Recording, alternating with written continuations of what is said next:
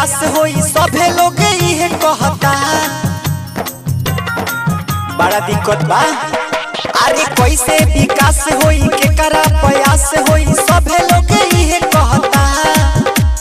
टूटल बा नली हो गौआ के गली हो दिक्कत भइल रहता।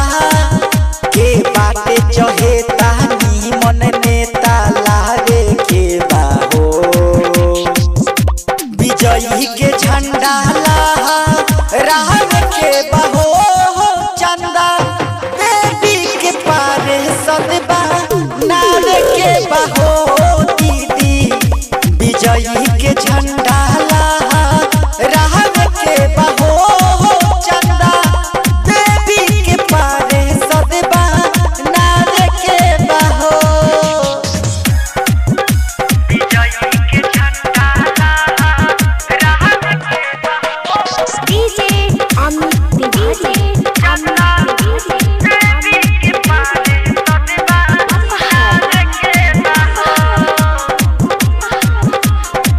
पूरा गौआ में इनही के हालानु बा। सभे कहते टोला मोहल्लानु बा। पूरा गौआ में इनही के हालानु बा। सभे कहते टोला मोहल्लानु बा। पूरा गौआ में इनही के हालानु बा। सभे कहते टोला मोहल्लानु बा। बीते जाए तो 20 चुनाव 21 में लावे के बाहो। विजयी के झंडा लहरावे के बाहो। चंदा देवी के पारे सदबा नारे के बाहो। फुआ विजयी के झंडा लहरावे के बाहो। चंदा देवी के पारे सदबा नारे के बाहो।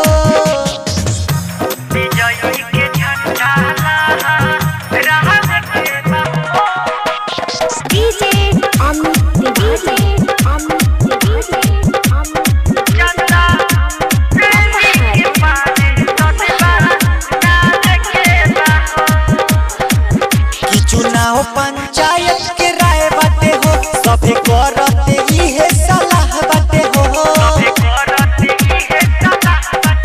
कि चुनाव पंचायत में राय बाटे हो। सभे करते इहे सलाह बाटे हो। कि चुनाव पंचायत में राय बाटे हो। सभे करते इहे सलाह बाटे हो। चाचा ठाकुर योगेंद्र के बारे में इहे बतावे के बाहो। विजयी के झंडा लहरावे के बाहो। चंदा देवी के पारे सदबा नारे के बाहो। भैया विजयी के झंडा लहरावे के बाहो। चंदा देवी के पारे सदबा नारे के बाहो। कैसे विकास होई केकरा प्रयास होई सभे लोग इहे कहता। टूटल बा नली हो गौआ के गली हो दिक्कत भइल रहता। के बाटे चहेता नीमन नेता लावे के बाहो। विजयी के झंडा लहरावे के बाहो।